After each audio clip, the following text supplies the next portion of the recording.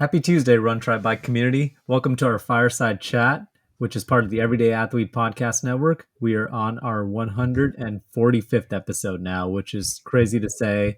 I was thinking about this earlier and don't want to dive too much into this, but April will be 3 years since we launched the Fireside Chat show, and that's mind-boggling to me. Probably we'll have more comments about that. I'm sure we'll definitely be celebrating it. But we don't want to hold up too long for bringing on our amazing guest, who's also been a contributor on our platform and has told their how it all started story. Today, we'll be joined by Luis Andarcia, who is a triathlete and the owner of APX Coaching. Luis is originally from Venezuela and grew up swimming. After moving to the US, he found further love for multisport and realized he could also coach others to do the same. We're going to be chatting about him with his progression through the sport of triathlon, how helping others fuels him, some of his setbacks and challenges, and of course, food. You know, we can't do these shows without a little bit talk about food, especially Venezuelan food. We're going to have to dive into that a bit. And whatever questions Jason is cooking up, pun totally intended. Before we bring Luis on, please remember to subscribe, rate, and review the Everyday Athlete Podcast Network on your favorite podcast platform. We have 9 shows, which means that there's something for everyone, including the recently brought on board Melanin MVP with Angela Hallwell. And we really mean that. Q&A shows like Beyond the Finish Line, Running Tales, as well as our newest show, Melanin MVP. This is what happens when you got somebody who's on top of the notes and we're on the same waves. Man, whatever interest you have, we have a show for you, whether that's 15 minutes long or an hour long. But without further ado, let's bring Luis on the show and talk to him about how he got started in the sport, his coaching philosophy, and why he continues to participate in these sports. There we go. For a minute there, I brought you up to the center stage and it looked like it was going to send you back. And I was like, that's new. But welcome, Luis. I'm so excited to have you on the show. We obviously had a conversation on the Fiery Embers. You've told your story on how it all started, and you have an article coming out on January 30th on our platform, and it's a really great read, and we'll be diving into some of that on this show as well. Excited to have you on, man. It's great to be back with you guys. Yeah, and I mean, looking forward to our chat. Yes. So before we dive into the conversation, we have an icebreaker question, and it surrounds pizza and the toppings you put on pizza. So you might have heard this before if you've been on one of our other chats, but we have to ask it anyways. Are you ready for our icebreaker? Ready for it? Yes. Pineapple on pizza, yay or nay? No. Yes! No, he said no. Good, solid no. He's right up there with Morgan Lattimore's response, which was no. No. I think Morgan said something about how this isn't a fruit salad or something. That's exactly what he said. This is very close to that. I love it. It was just a hard no. Oh man, I like that. There's no. I love that the people who say no usually have a follow-up explanation, and Luis is just like no. Period. No, it doesn't. Yeah, I mean, pizzas. I mean, or pineapple is dessert. Pineapple, yes, it can be dessert, and it's a fruit. So I don't know. Like, I mean, you can mix. I guess the idea of sweet and savory, it's good, but I have like it comes in to me sweet and savory comes in other dishes. That's right. Yeah, with good fried plantains. That's yes. Yes, there you go. So you know about this, Jason. Yeah, right. The fried plantains, when they're very ripe, they're super sweet. But you put them on the side with rice and beans and shredded beef. That's a beautiful combination. You got to use the right words. Ropa vieja, not just shredded beef. or carne mechada. Carne mechada for us. Right. Yeah. There you go. So yeah. Oh man. Well, sorry, that's good enough. You got the Latinos over here. After going to New York and having fried plantains, that's a good enough reason for me. There you go. So I want to really dive into your story. Before you did triathlon, you were a casual swimmer. You did participate in some team sports. but you were also drinking socially, and you were a smoker for almost 7 years before you started. Correct. And then Yeah. you were in college and you ran into a coworker. So talk a little bit about that journey from basically not being a natural athlete, having those vices, and then making the jump into triathlon in 1992. Okay, so well, I'll start from the very beginning. My dad is retired military in Venezuela. My mom was a stay-home mom, and had a younger sister. So my dad was always running. He was always running, and like he didn't run competitively, but he ran to just for exercise to stay in shape. And that's all I knew about sport. Venezuela, it's a baseball country. Okay, and I mean, name it, and if it has a Latino name, it's probably Venezuelan, and if it sounds Venezuelan, it's probably because it is a Venezuelan guy. Omar Vizquel, Galarraga, Miguel Cabrera, all these guys, and I don't know. There's like 350 something plus Venezuelans in the major league right now, from minor leagues to all the way to the top. Um, I didn't play baseball. I was in fourth grade. Bad bounce came to me, broke my lips. I'm like, I'm done with this. I used to throw the ball. I wanted the ball to go to first, and it would go to third base instead. So no hand-eye coordination there, and so that was the end of my baseball career. 2000, no, not 2000, I was in fifth grade. Fifth grade, we moved to the U.S. for a year in a military exchange. So while in the U.S., I played baseball again. I played soccer. I played indoor soccer, and I forget what else. I played basketball. Of course, my hand-eye coordination was never on point, and I was just participating, no, not getting any further than that. Moved back in 2000 for sixth grade back in Venezuela, and there was no sports, nothing that I could relate with. Everything was just traditional sports: volleyball, basketball, baseball, and minimal soccer. And my ninth grade year, like, get introduced to cigarette smoking, and I started. I was 15 years old, 16 years old. I was started smoking with my high school friends, middle school, high school friends, and drinking is it's not legal if you're under 18, but it's like if you're with your family, it's probably accepted socially, and depending on your family, like you can fix a drink for or open a beer for your parents, for your uncles, and that's the way it goes in a family. It's not like you're going to a bar at 15 or 16 years old. um then well that I started drinking socially. Friends go out, we buy a case of beer, no problem. Everyone's playing dominoes, and we're just drinking. Getting to college, and the party goes on, and then like halfway or through college, like I start night school. I moved to night school. I start working during the day. I have an AA international trade. I start working for an imports company, and one of my coworkers, he's like 10 years older than me, and I'm like, I want to be like this guy, beautiful wife, two kids, like, and he's a triathlete. I'm like, what is this triathlon thing? I did have seen, going quick rewind here, when I was in sixth grade. I think like I walked in front of the TV, and I have this flashing image in my head. I walked in front of a TV, and I think I saw like the ABC Wide World of Sports Iron Man, and this is how a lot of us, like triathletes, old school triathletes, started the sport. Like, what is this?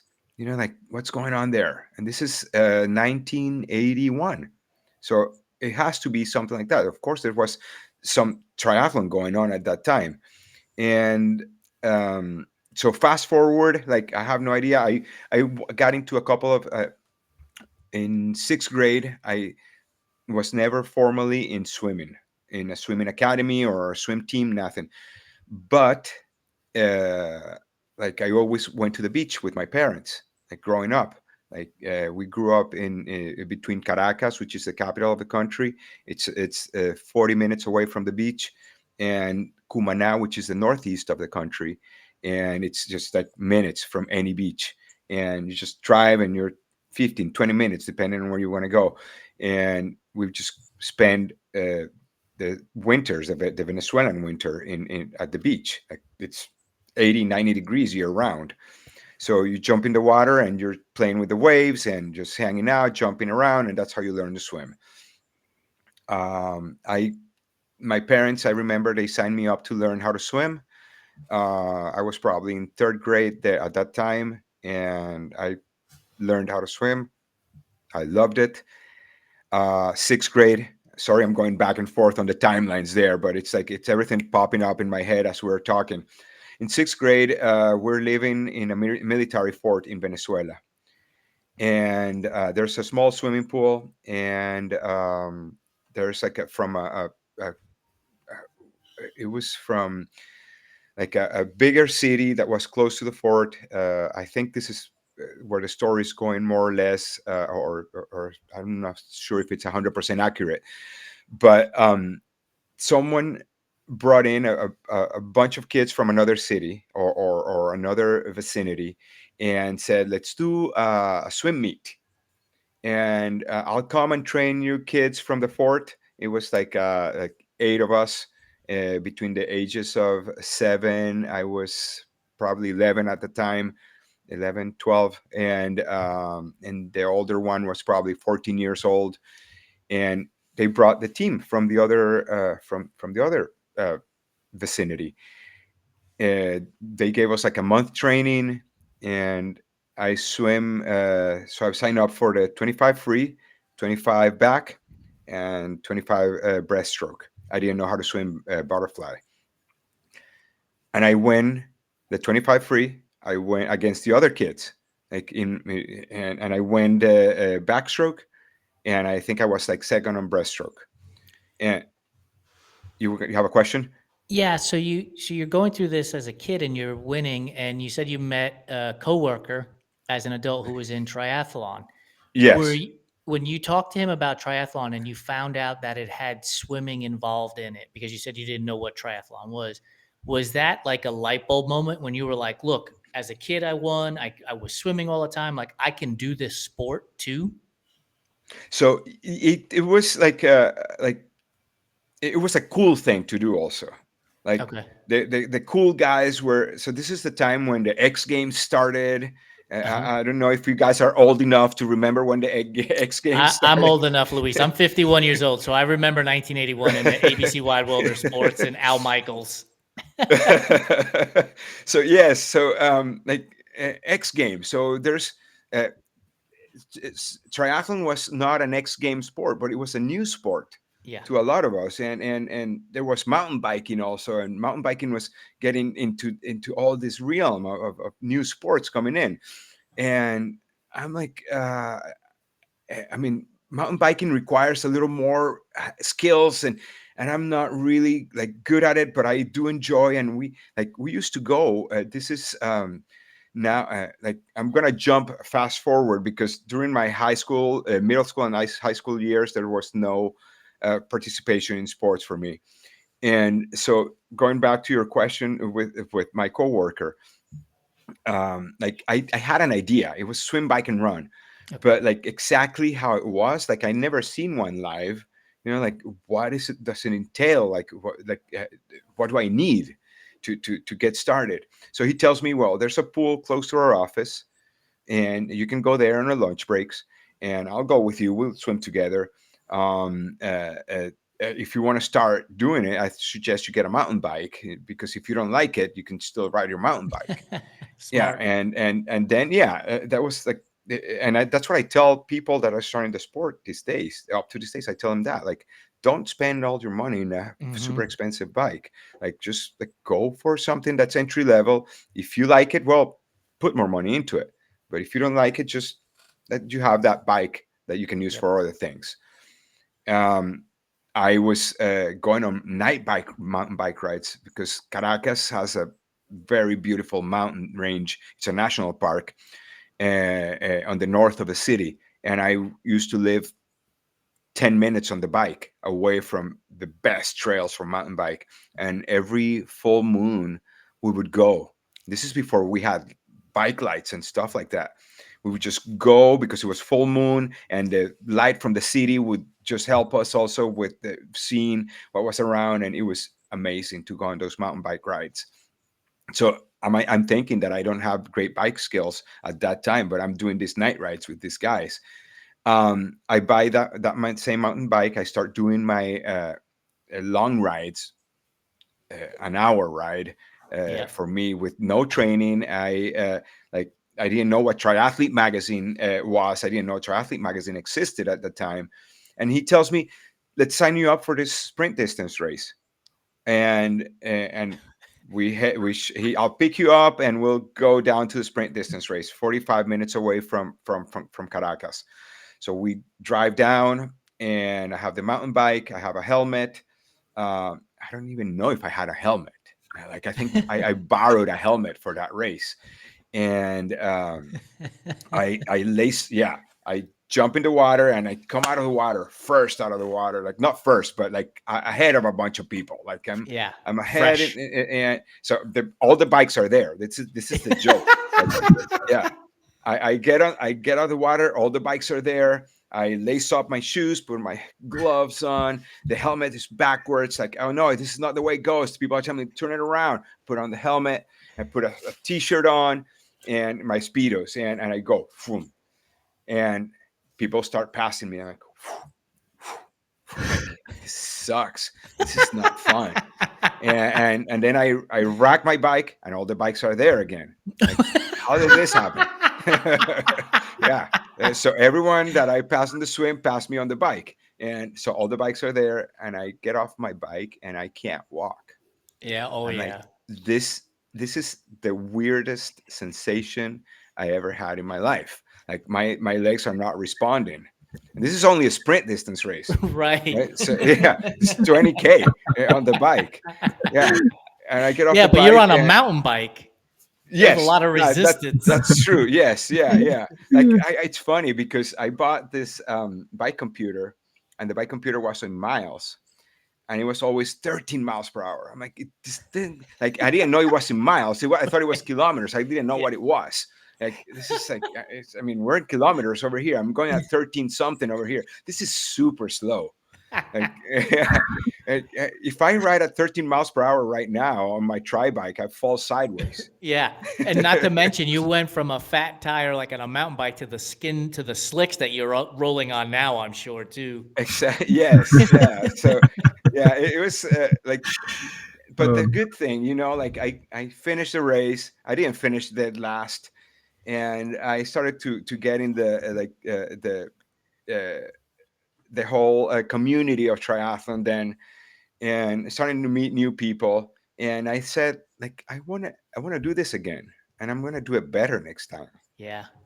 And I think about it, and like, it it brings tears to my eyes, and makes me my throat, like a knot in my throat, because after 32 years, I'm still wanting to do it better. Yeah. It's that passion, that excitement of the first time. Every time I go to a race, even though I've been doing this for 32 or more than 30 years, I'm like, I say it's 1992 when I started, and I'm pretty sure it was around that time because I don't keep track. Like, I haven't kept track of how many races I have done in all these years. And I was thinking about this the other time, a few nights ago. Like, if I go on Athlinks, they will know how many races I've done here in the US. Right. But how about the races that I did before in Venezuela from 1992 to 2004? Like, all the sprint distances, all the Olympic distances. And I remember a handful of half Ironmans, always racing in Venezuela. I never raced outside Venezuela until I moved here. But I always go with that same passion, and like, yeah, it's When and you, exciting. when um, you, I'm sorry. Go ahead, Jason. I was going to ask Luis, when you first started participating in racing and triathlon, Did you have a sport that you loved to do out of the three? And over the course of that time, has it changed to today? Where is it a different sport and why? Well, so if like a little fast forward after I started after I did that first sprint, I like the a good group of of the triathletes of the community that I knew was swimming at SI at San Ignatius in Caracas, and only if you had if you were a San Ignatius graduate or if you were a triathlete, you were able to swim there. And if you knew someone that knew someone, you know, like okay, you're a triathlete and you're with the team, you're going to swim with the masters. And well, what's your commitment? You have to swim with a swim team and compete nationally with a swim team. So we had to do 3 swims a year with a swim team, and this was like we would travel the country and go. It was in April, it was in June, July, and then in September, something like that, October. And of course, I started loving swimming more than anything else. I was swimming 5 nights a week. From we would meet at 5:30 at the pool and start doing the dry land training, and then we would jump and swim 27 3,000 meters, you know, like and every night. And I got really good at swimming. I did this for 5 6 7 years in a row. And the bike, I always struggled on the bike those years, but I knew that I had to work on it, and I started getting 80 kilometers, 100 kilometers rides on the weekends. And then running, I wasn't running much. I was doing only short distance, so I was running 20 half marathons at the most. And always with that, I always had that old school mentality of like doing sprints, Olympics, and be more like aware, or be careful with the longer distance, because you can get injured. Hmm. You know, that was the thought at the time, at least what I learned.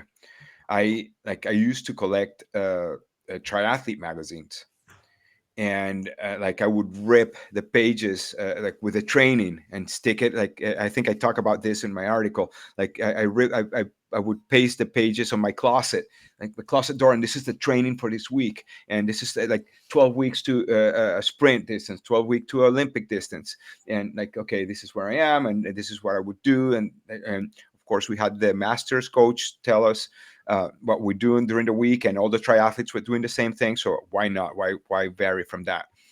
And yeah, so I was coming out of the water always in the top 5 of my age group, top 10 of my age group, and then I would fall to like 20th in the age group.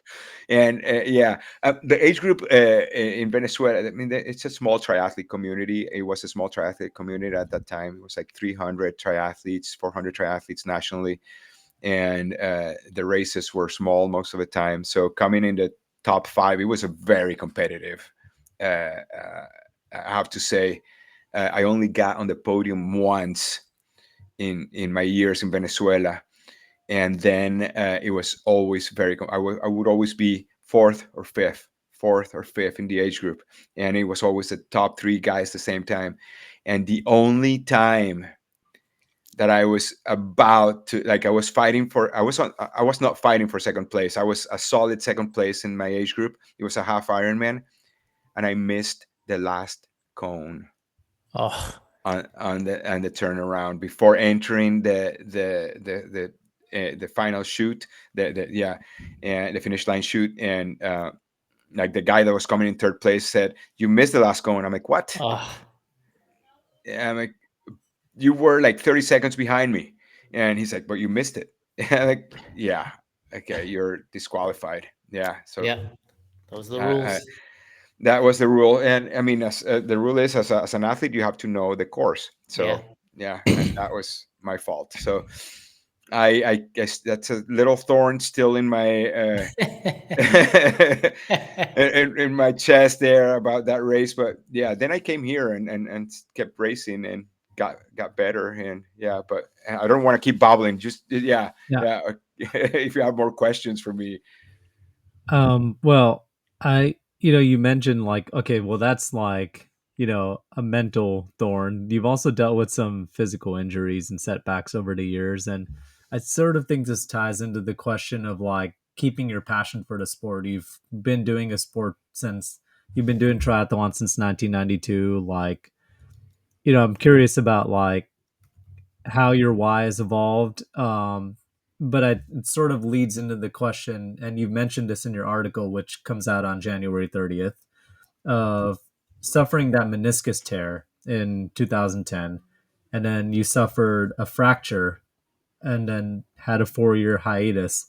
But the biggest one was the two AFib episodes that sent you to the ER in 2023, which we were talking about in the green room. So when you've had those setbacks and challenges, how are you able to find your love for the sport again every time and continue to be able to be passionate about this sport?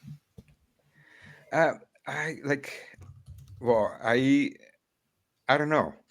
You know, it's it's it's. I think it's.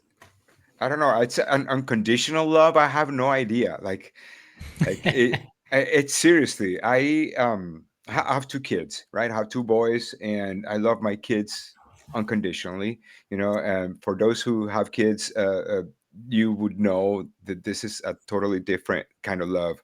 If you don't have kids, well, I don't know. This is a love that you don't have for your parents. This is a love that you don't have for your mom, your wife. You don't love anyone like that. Your partner. You don't love like this, and until you see that kid come out. Of course, it comes with a lot of sacrifices. You know, like you give away a lot after you have a kid, but that doesn't mean that I love them less. You know, and I think uh, I'm not trying to compare the love of triathlon with the love for your offerings, but um, like it's just brought me so much uh, gratification. You know, it's like, and also like it feels good to just go out for a run. Now, like I enjoy more running. This is tied to the your previous question, Jason. Um, uh, that like which of the three sports I love the most? Oh, it also depends on the day. Like Mm-hmm. I go out for like I went for a run this morning. It was like sorry the people in the northwest, I mean northeast, that are complaining. They're under minus whatever Fahrenheit. It was 36 Fahrenheit this morning when I went for a run, and I was like, it's so hard to get out on this cold. And when I was out, I was like, it was beautiful. It was beautiful. Like there was frost on the grass. You know, I'm like, and I was thinking like, oh man, I wish that there was snow here. Like, and then there's a coyote running next to me, and yeah, this was like, and I was alone for most of the time. It wasn't a long run. It was just under 3 miles, which is super short because I had a lot of stuff to do this morning. But like, it was like, it was so good. It felt so good, you know, to go out on that run. And but then there's and I don't know if we're allowed to mention Zwift over here, and Yeah. Yeah. let's get some Sponsorship money. yeah, sponsorship money from Zwift. But like they're doing the Tour de Zwift, and I had Hmm. missed the Tour de Zwift last year because of my AFib situation, and I started doing the Tour de Zwift this year. I'm like, I forgot how fun this is, you know, and I'm signing up for the long stages. And I'm like, I know that I have to get on the higher gear before the race starts so I can keep up with the front group, because otherwise I'm gonna be just like trying to catch up with the rest of the peloton. And like, and this suffering is gonna go of this first 5 minutes. It's just suffering, but then everyone's gonna settle into a pace. Yep. So this is all mental stuff that and and like that's probably what keeps me in the sport. That rush, that sensation, that because as I'm talking about this, I don't know if you can uh, see You my can hear it. emotions. Yep. Yeah, it's I get excited about this. I in the green room we were talking. I haven't raced a triathlon Ironman distance since 2019. I did the bike leg at Indian Wells a couple of years ago, but we live here in Southern California now, and I bought a new bike. And there's a climb out here that's about a mile and a half, 2 miles at an 8% grade, and it's hard, right? You're grinding, and but you get to the top, and there's no greater feeling like of accomplishment than when you get to the top.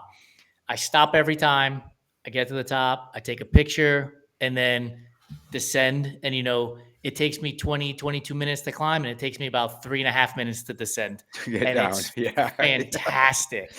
Yeah. Like you, I still keep swimming and cycling as part of my run training because I love doing them all. Like they all present different challenges with different, Yes. gratifications when they're done. Like unlike you, when I got out of the water to go to the bike rack, like the bikes were gone, They're right? gone. Like they were gone.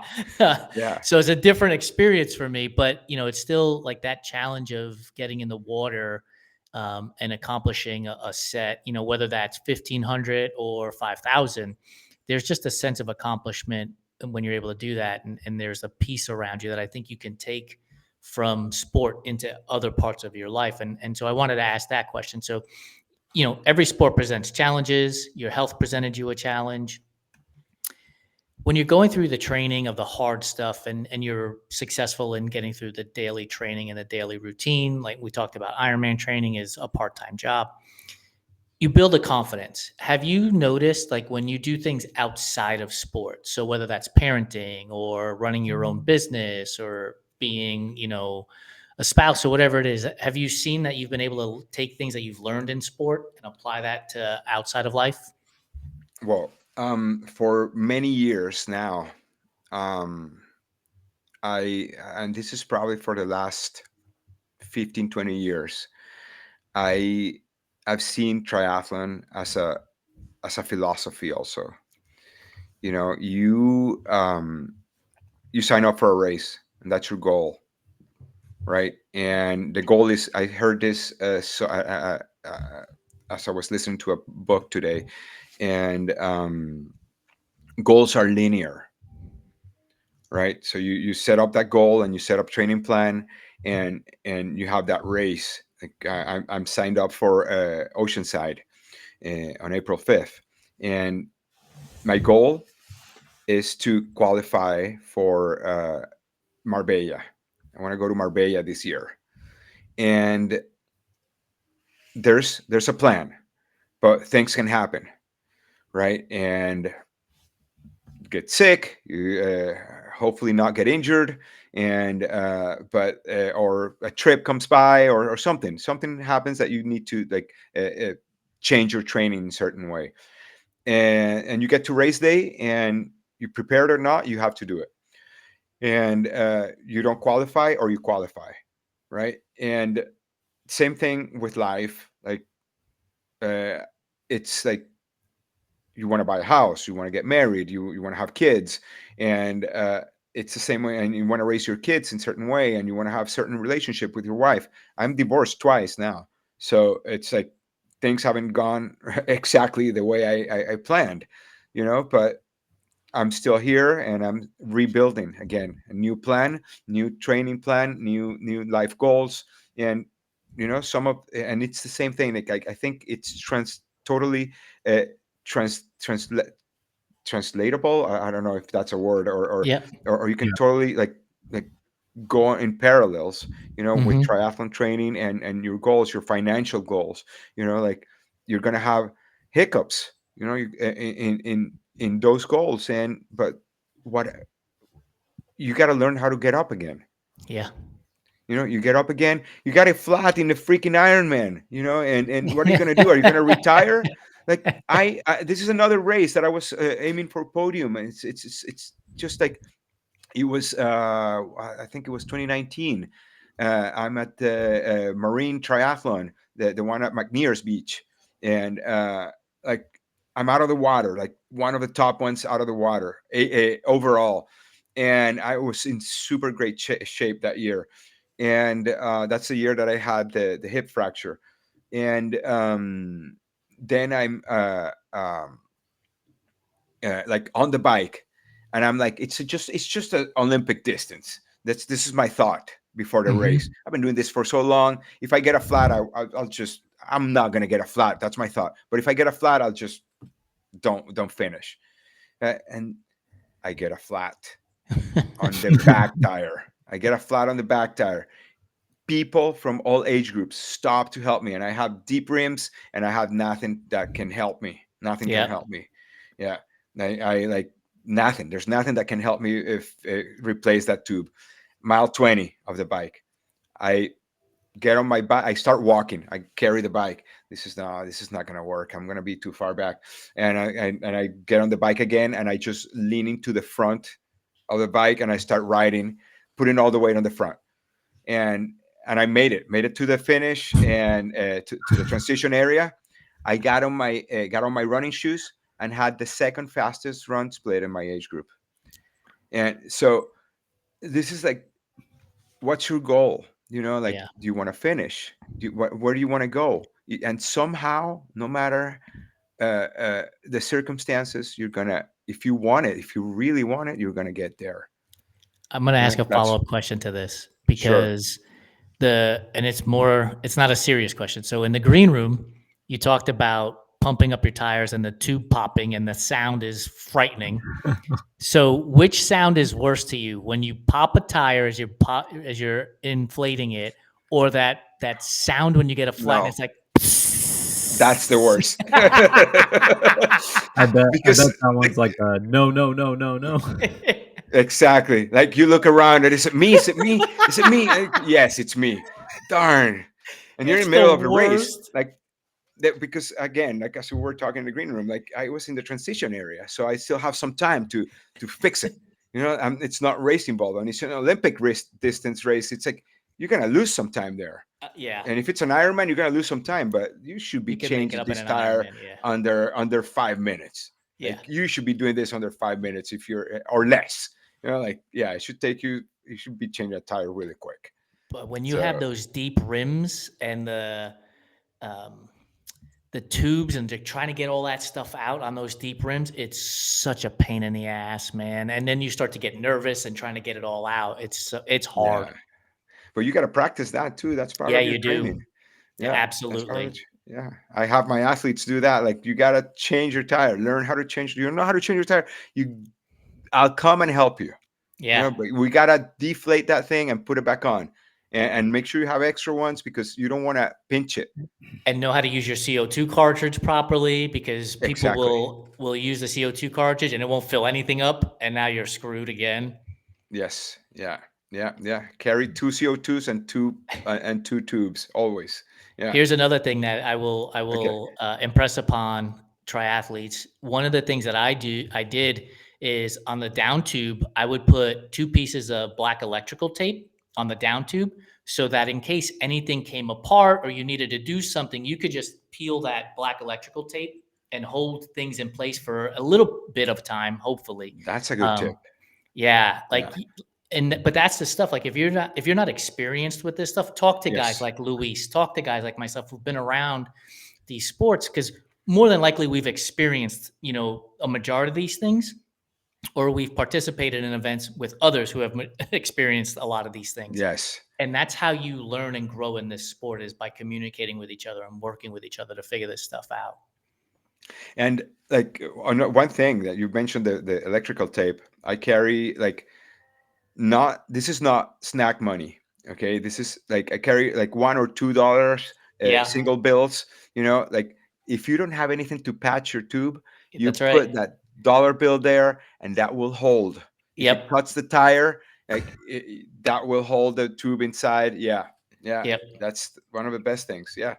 It's just crazy hearing Yeah. about like all of this is like obviously alien to me, but it's crazy hearing about like all the nuances from experience of like just patch it up with this, just do this, just do that from like the learning experiences. And of all the things I would have imagined, I would not have imagined $1 before like putty or something like that.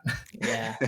Yeah. The dollar bill is a great trick. It's not snack money. You get your own coffee shop or gas station money, put that on the side from the dollar That's a bill. side. Yes. Yeah.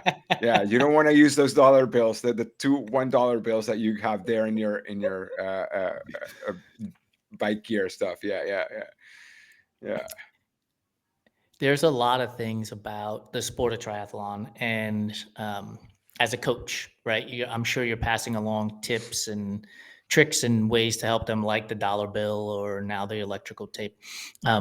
But practical advice for people who are just getting into the sport, right? Like you and I found this through the wide world of sports and Ironman and hearing the music and everything else. And now there's an endless supply of information. But as a coach and a person who's been involved in this for 30 years plus, has there been one or two lessons that you've learned along the way that you're like, look, everybody needs to understand this? Let's see. Well, the sports is evolving, right?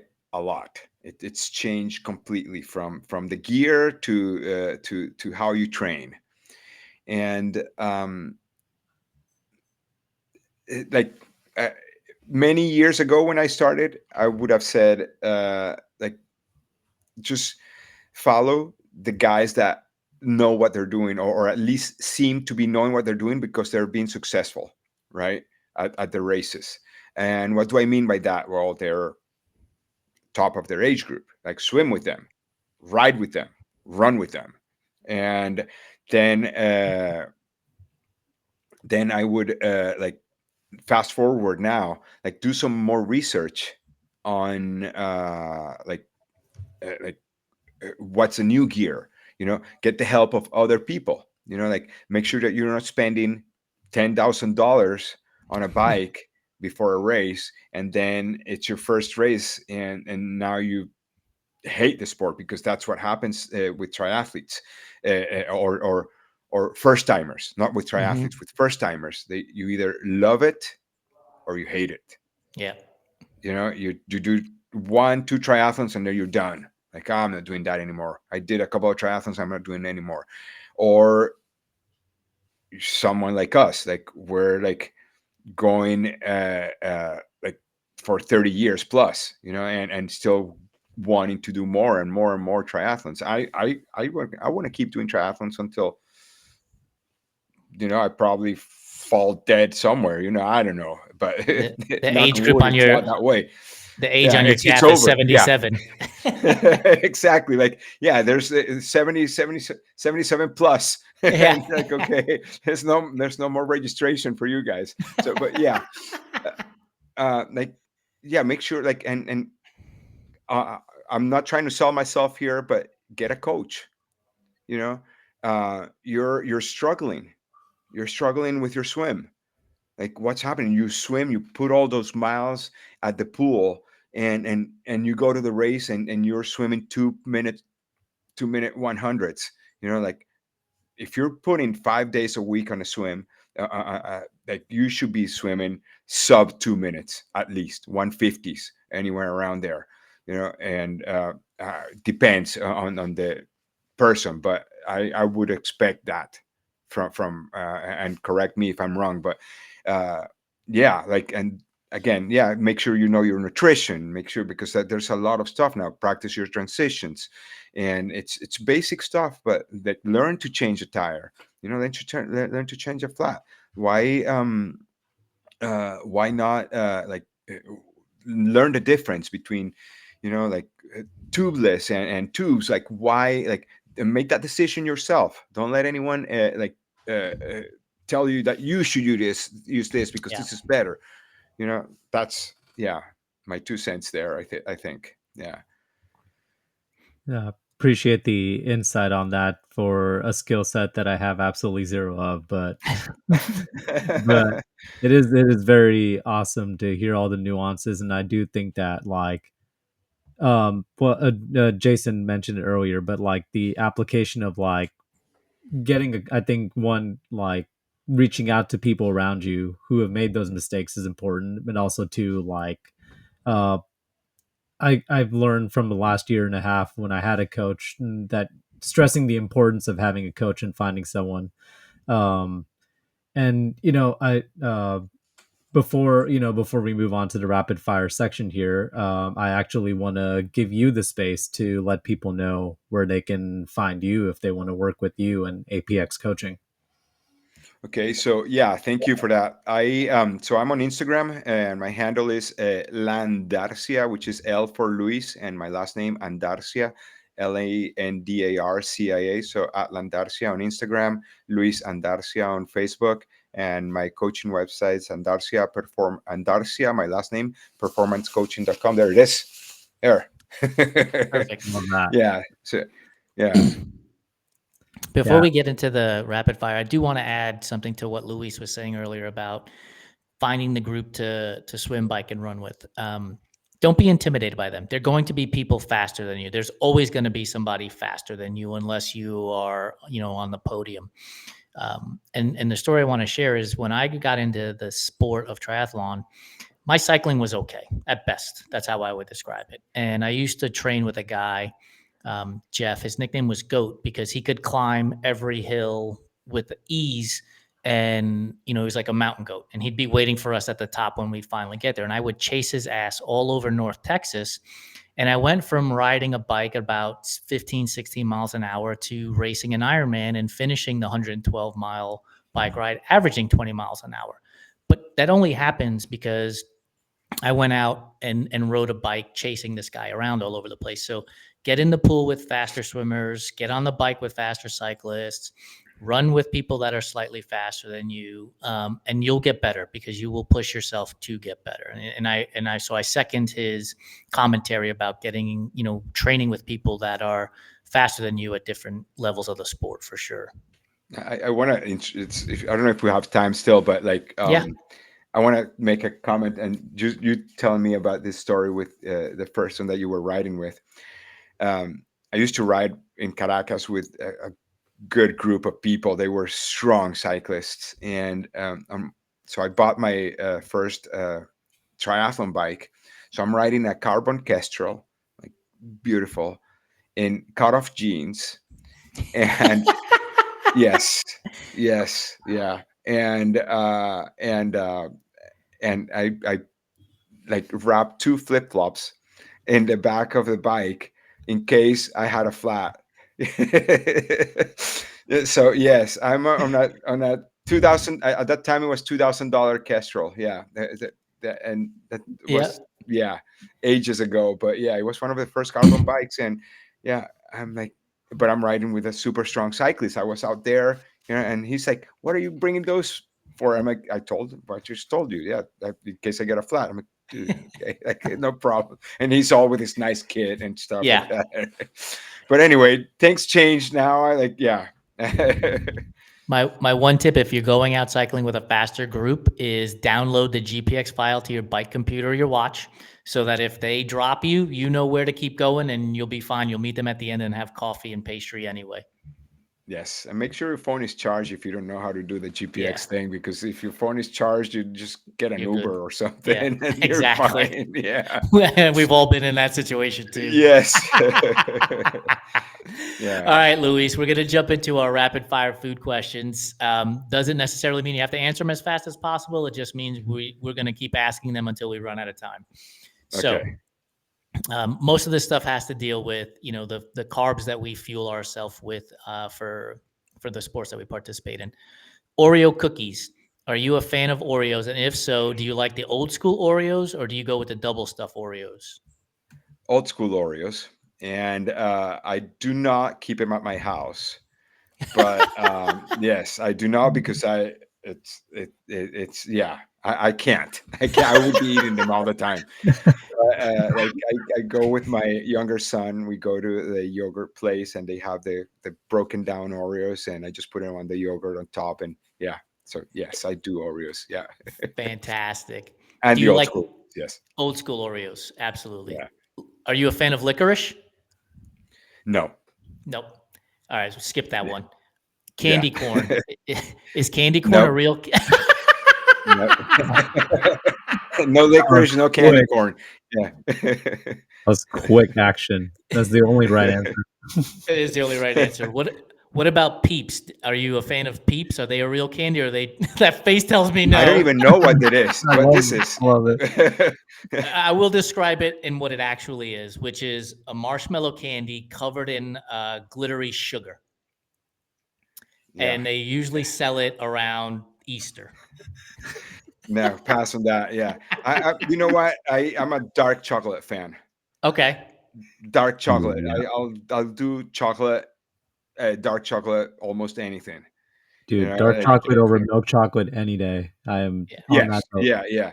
Of course, I like when I was younger. You like the younger you are, the more sweets you like. You Yes. know, and it doesn't matter. But then your palate starts changing. It's like, oh, dark is it's the best. You know, like, and the less sugar in it, the higher the amount of cacao in it, it's better. So yeah, yeah. But I I don't know like if it. you have more candy questions there. Oh yeah, we've Let's got hear all the it. candy questions, Luis. Okay.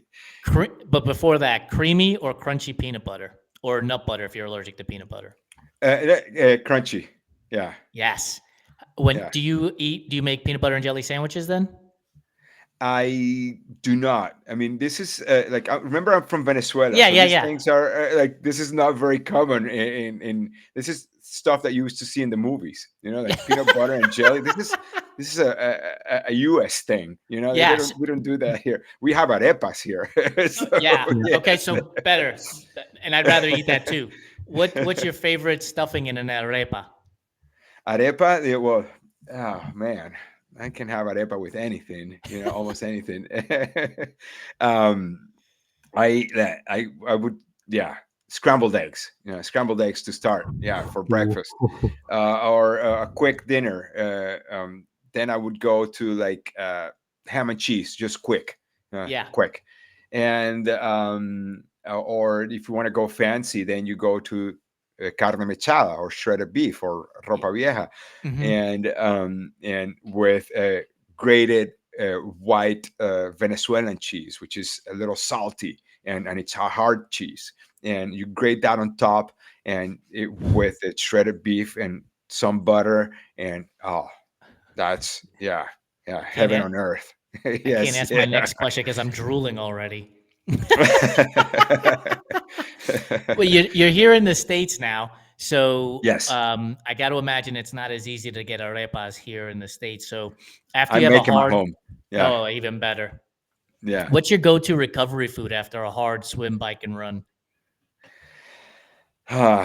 Okay, depends on what's on the fridge. Like I have leftovers right now, ground beef that I made for bolognese sauce, Oh, and so I would like this is what I did for breakfast today after my run. So I came back from my run, and I had tortillas in the fridge. I had tortillas and I had cheese, so I had some kale.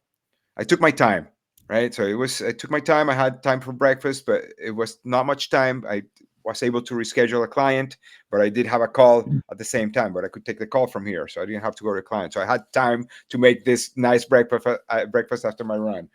So I get home, I had kale, and like I sauteed the kale. I put a couple of cherry tomatoes, make it like all there, sauteed the veggies, put it on the side, threw the meat in to warm it up, and put it on the side, and then threw the eggs, scrambled the eggs while the tortilla was warming up, and melting the cheese, and then put all that together, mix it up with the scrambled eggs, the beef, and the kale and the tomatoes, and put it all in a bowl with the tortilla at the bottom and the cheese, and then grab that thing and chow that was amazing. I put some what do you call it, cayenne on top. Yeah. That's the Oh. only happy ending. I love that you went through all the description. You're like, man, I grabbed that thing and just ate it. Yes. Yeah, chow on that. Yeah, yeah. What's your favorite flavor of ice cream? Uh, Belgian chocolate double dark. Yeah. Yes. Yeah. uh, do you have a favorite flavor of cake? Do you like cake? I do not like cake, but so I do like the Venezuelan style bread pudding. Okay. Okay, it's a little less it's a little less mushy, it's a little more dense, more bread, but it's still sweet, and you add raisins to it, Ooh, and maybe some people add a little bit of rum, and that's amazing. It's the bread pudding. It's one of my favorites. I like the tres leches, yeah, and I like the quesillo. Or quesillo, it's like a flan, but a little more, a little harder consistency also. Yeah. So yeah, but don't give me any cake. Yeah, any yeah. other cake. Yeah. Puerto Rican here, and my family will disown me, but I like flan. I can't get behind. I find it to be too soft. Oh But yes, right. but But the quesillo, maybe it's a little this, like yeah, a little yes. sturdier. Yes, yeah, yeah. Oh, you cut that. Yeah. Oh man, it's so good, and you have the caramel coming off on top. Yeah.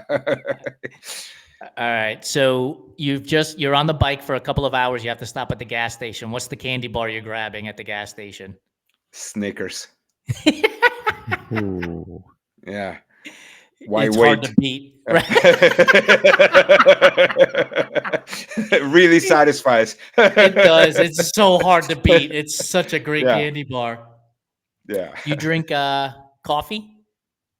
yeah. A decaf. Yeah, but I do Decaf. drink Okay. coffee. Yeah, yeah. I How have a about okay? double. Yeah, I have a double shot cappuccino every morning. Yeah, Oh yeah. All yeah. right. Last question before we let you go.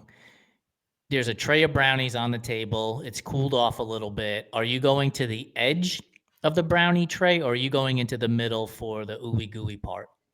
The corner. Went to the corner. Yes. Yeah. Need a handle, right? Yes. A little Yeah. crunchy on the edge, a little, And I something to bite hold the on edge to. first. I'll go from the edge towards the center. Yeah. Yeah. I love it. Luis, thank you for joining us for our fireside chat. Had a blast, learned a lot about the sport of triathlon, you growing up in the sport, and your coaching with APX Coaching. If people want to get in touch with you, make sure you check out his website and find him on Instagram at L Andarcia, Andarcia. Luis, thank you so much for joining us. We'll see you the next time we have you on the show, because we're going to have you back on to talk more food. Looking forward to it. Jason, thank you so much, guys. It was really fun to be here tonight. Thank you. Good night, everybody. Bye. Good night.